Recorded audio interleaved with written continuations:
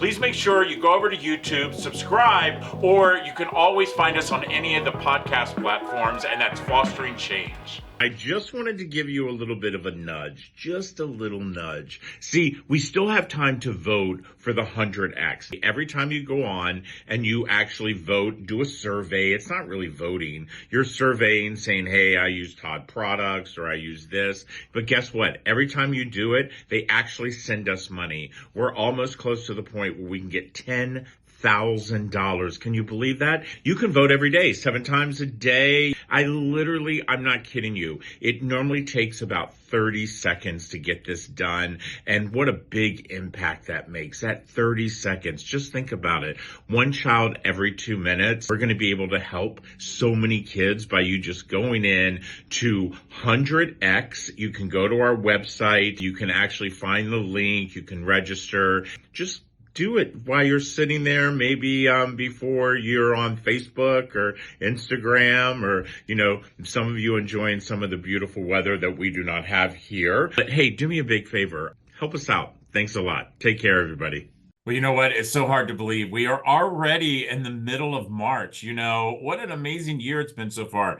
I absolutely am loving this every other Tuesday podcast. For the last 5 seasons, we've done it every week. And I have met some amazing people in the last 5 seasons. As you can see, I've won some amazing awards as well. But what I really am enjoying this every other week is it's allowing me to really take time out, which I think is something that each and every one of us need to do. My next guest, I actually don't know much about him.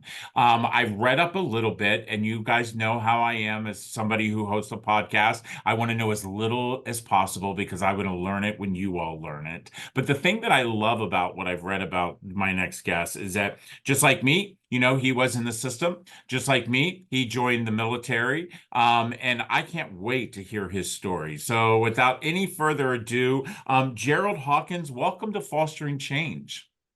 Thank you so much for having me, Rob. It's great to be here today. So Jerold, tell me, I want to dive right in. So, first of all, why have you decided you want to tell your story?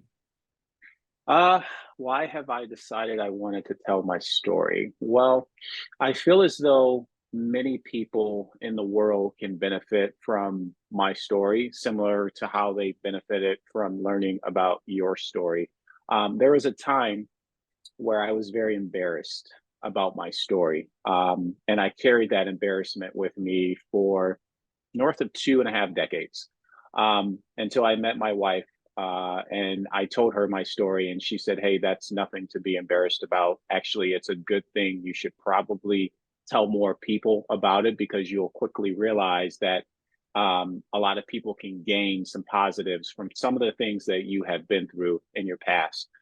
So from that point forward, I was no longer embarrassed, and I was very open about, and honest, I should say, about where I come from, how I came to be what I am today, and the struggle that allowed me to harden the person that I wanted to be, as far as what I can endure, what I can overcome, and what I can achieve.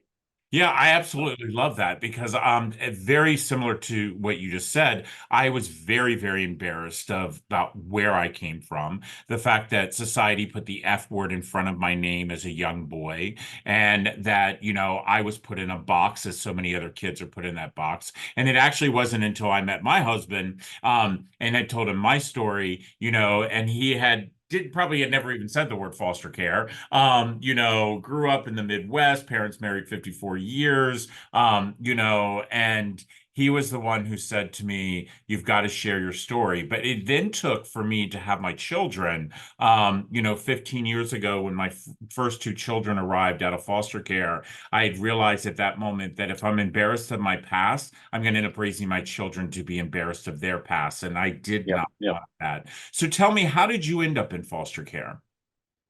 Well, I was in foster care basically from the moment I was born.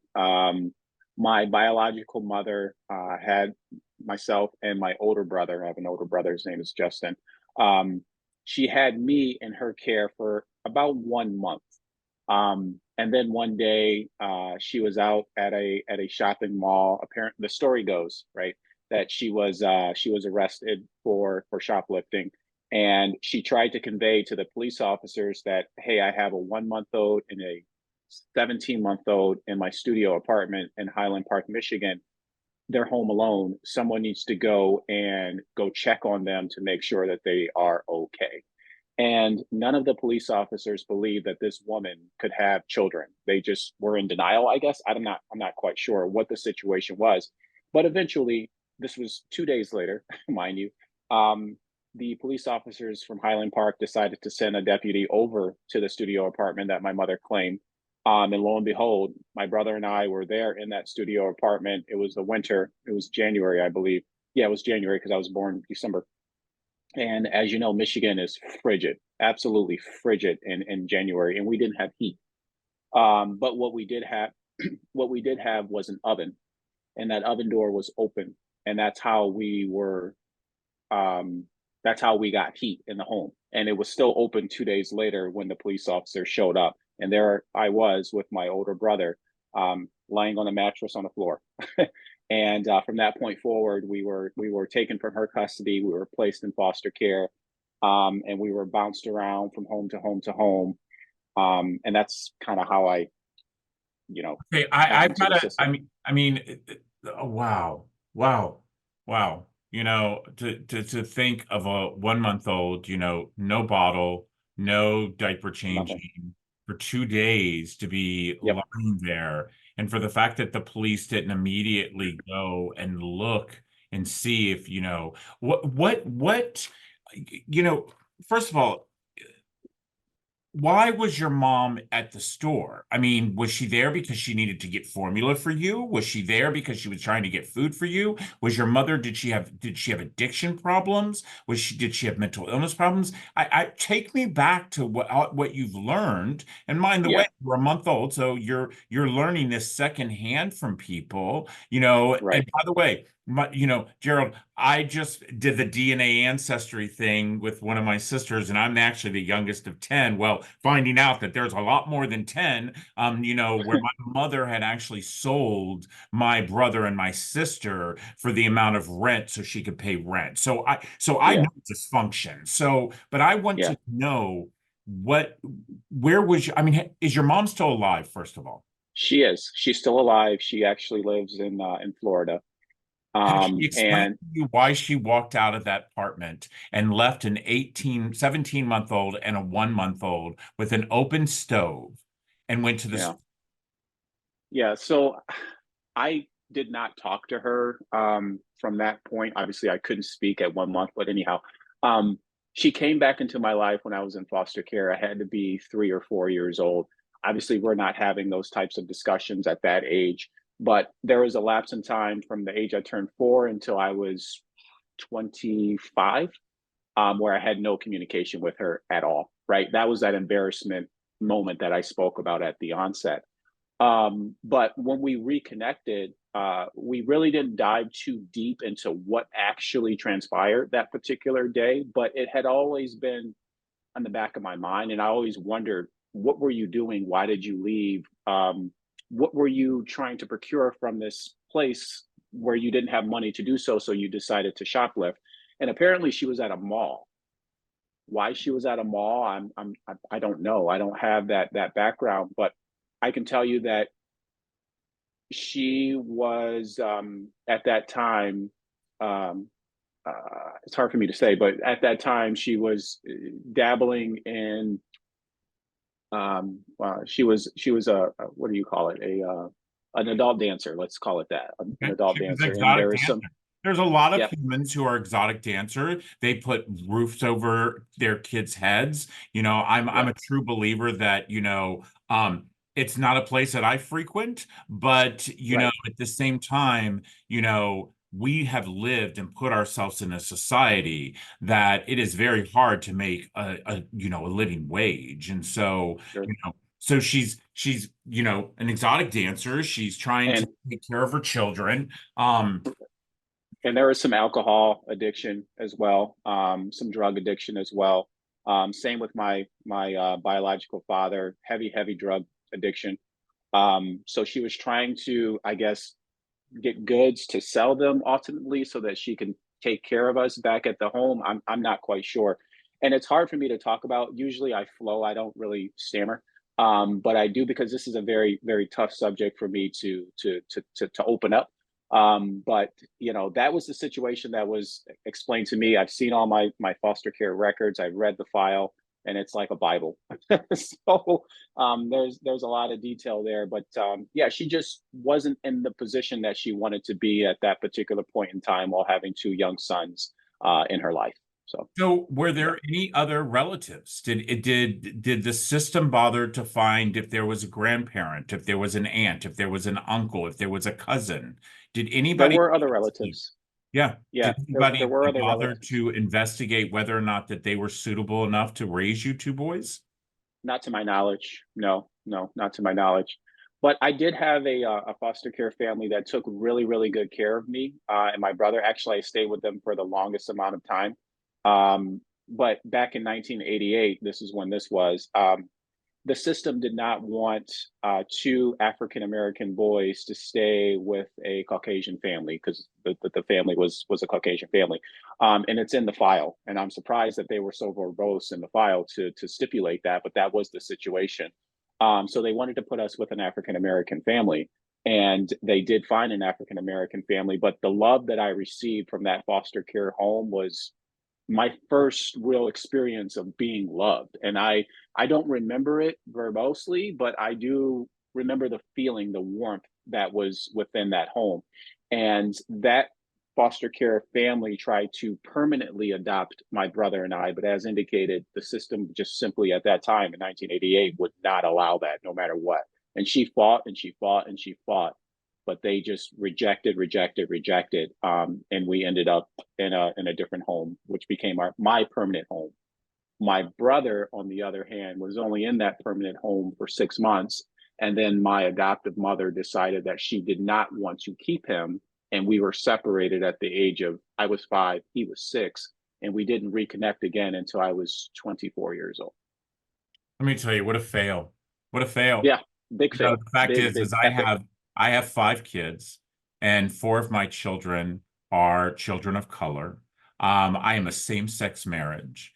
And I will tell you the fight that my husband and I had to do 15 years ago, because it was Yeah, unheard of 2 white yep, men to raise 4 black children. And like your foster parents, we did the same thing. We fought and we fought and we fought. And we are fortunate enough that, we had a judge that truly believed that we were the right placement for our children. But it's so sad, first of all, to hear that as a baby, that your mother's not there. So I mean, her rights should have been severed within by let's say 24 months. But for you to hmm be gone from home to home and then finally get adopted, but to be split up from your sibling, there should never have been adoption. It's a reason why I have 5 kids is because I have 2 sets of siblings because we yeah, refuse for them to be separated. You know, right. I have to say, where do you get your grit from? Your grit of forgiveness, of not having the anger that I see so many people who've aged out of the system. And by the way, your story is pretty rough. Yeah. Where do you get that grit from? I will tell you in a moment, but I want to go back to something you just said. The fight that you had to go through with your husband. I read up on you and I saw, I noticed that your adoptive children were children of color. And the first thing that jumped out at me was how was he able to do that? Because in 1988, that was impossible, right? And I kept thinking about that and thinking about it. And I wanted to ask you that question here today because obviously with my situation is very, very comparable to what you went through, right? But it's just mine was a little different.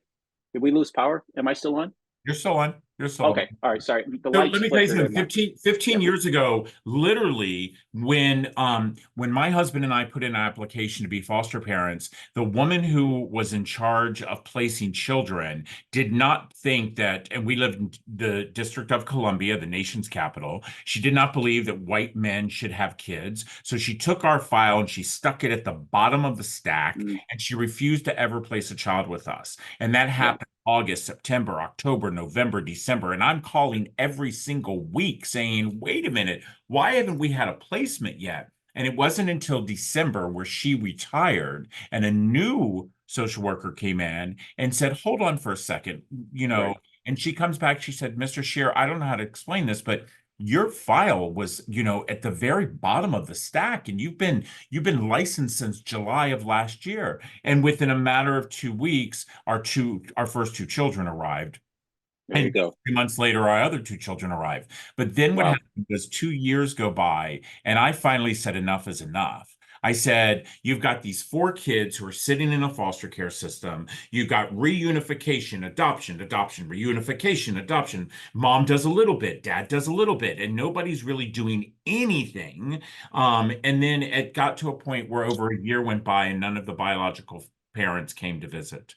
And that's when I Mm, looked at my husband and I said, the thing that I never want to see happen is that our children get older in the system and they look back and said, why didn't my dads fight for us? And so right. I actually asked the social worker to file an adoption petition for us, and she refused.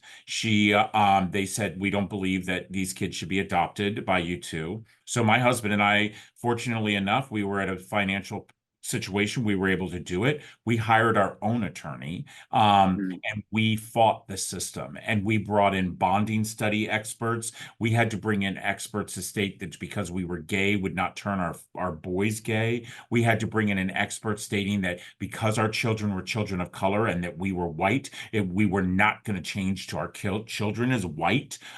So it was a very mm. expensive, long fight. But at Yeah, the sounds like it. day, Mm, we won. At the end of the yeah, day, we won. it was meant to be. Yeah, when the District of Columbia didn't want to see it happen, when the social workers didn't want to see it happen, the two people that really stood next to us were our children's attorneys that the DC had appointed, and they were like, "These kids are in a loving home." So it just, Yeah, I again, thank you for asking what my part was, but I really want to know again, where did you yeah, get the grit? yeah. So two things. So I'll start with the first. My when I was adopted, my adoptive mother, she gave us great love at the onset, and I would say that had a shelf life. Once we no longer were cute, that changed, and it changed quickly. So I was adopted. I was just about 5, and when that shelf life expired, I was about 8. And when I turned 8, my adoptive mother basically gave me up to her sister, my Aunt Marianne.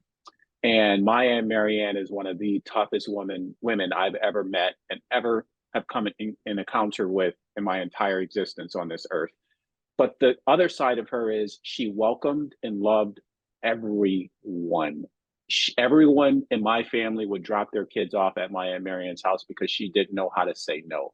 She would literally give the shirt off of her back to a homeless person without even thinking about it. And she basically raised me from 8 until 16. And that's what I knew. And that's what I have come accustomed to. So she had that level of grit, which I picked up on, but she also had a soft side. And she showed me that love is blind, and whatever your heart, pulls you to do is basically what you end up doing. So she taught me that, not directly. This was indirectly me watching her over the years. And then the second side of that coin is, you mentioned this at the onset, my military service. So at the age of 17, and I'm telling you, I had just turned 17 at this time, my adoptive mother said, okay, well, we need to get Jerold out of my home. The best thing we can do is either go to Job Corps, which she made me do as well in Cleveland, Ohio. It was supposed to be a 2-year program. I completed the entire program in 2 months. Within those 2 months, I received a vocational trade and clerical work because that was the only thing computer related. And I received my GED at the age of 16, which foiled her plans because she thought I was going to be gone until 18 and then I would be a legal adult. So at that point, I was forced to graduate from the program, return back to Michigan. And my mother, adoptive mother at that time, was thinking, what can I do? What can I do? I got to get him out of here. I don't want him, basically. So the military came to be, and I joined the military. I scored very, very high on the ASVAB, the entrance exam to get into the military. And at that time, I was 6'4", 6'5". So honor guard. became an opportunity for me. So I was stationed in Fort Myer, Virginia, very, very close to Washington, D.C., as you know. So I was in the Honor Guard for 3 years, presidential escort to George W. Bush. I had my presidential security clearance. I've worked so many different missions at the White House, at the Pentagon, at the Capitol. And that's really the second coin, or the second side of where I got my grit from, because that's also where I was able to develop the appreciation for family and camaraderie and brotherhood. I didn't have that growing up in my natural home, right? But in the military, you have no choice. These guys to your left and to your right, they're your family, right? And you will do anything for them. So that gave me that level of grit, that level of tenacity, that level of never, ever, ever giving up, no matter what. And that has basically set me up for success as I am a 40-year-old man now. I've achieved great success with my family. I have two beautiful daughters, Michaela and Zoe, and an amazing wife. I have a great career, and I have no regrets. Wow. I love that. I absolutely love that. Let me tell you something, Jerold, that is an amazing story. And as you said in the very beginning, your wife said you should tell your story because you never know who you're going to help. And she's Yeah, exactly right. And I tell that to people. For those of us who are brothers and sisters of the foster care system, it is our obligation to tell our stories of success. It's our obligation to tell our stories of the woes we went through, to make sure that the kids that we are telling who are in this system who truly believe that there is hope out there, because you know as well as I do, when you're in that system, when you're fighting out of that well, you find no hope. And so right. by hearing people finally starting to talk about it, and by the way, I went in the system in 1979, I aged out in 1984. There was nobody talking about foster care, and there was Right. nobody giving a damn about kids in foster care. And so now I look back, my kids have been, with us, 15 years. We actually just adopted our fifth child, and we adopted him at the age of 18, because I truly do believe that children, if we invest in them, will make our future brighter. And Jerold, I just tell you what, you just made this episode brighter. Listen up, everybody. I say it all the time. Each and every one of us have a story. We have a story, and we never know how that story will impact someone. And I will tell you, as I listened to Jerold's story, there were several things that came to mind for me. The time that I was in the military, and about how he is so right that it gave us a sense of brotherhood, a sense of family, something that we thrive and want so much. But what I also took away from this today, and I hope each and every one of you took away from this, is the fact is that no matter where you come from, about no matter who you are, no matter what your color is, no matter what your sexual preference is, no matter what, we all deserve to be loved, just like his aunt loved him. You know what, Jerold, I want to say thank you so much for being on Fostering Change. And everybody, as I say it all the time, you know what? This is the reason I do this. Any questions, any comments, please, you can always drop us a line at info@comfortcases.org. And until next time, I hope you continue to do what I say often: be a good human. Jerold, take care, and I wish you and your family all the best. Thank you. Likewise. Thank you. Thanks for having me. Hey everybody, it's Rob Scheer, the founder of Comfort Cases, and thanks for tuning in to Fostering Change. You can actually watch a couple of episodes right here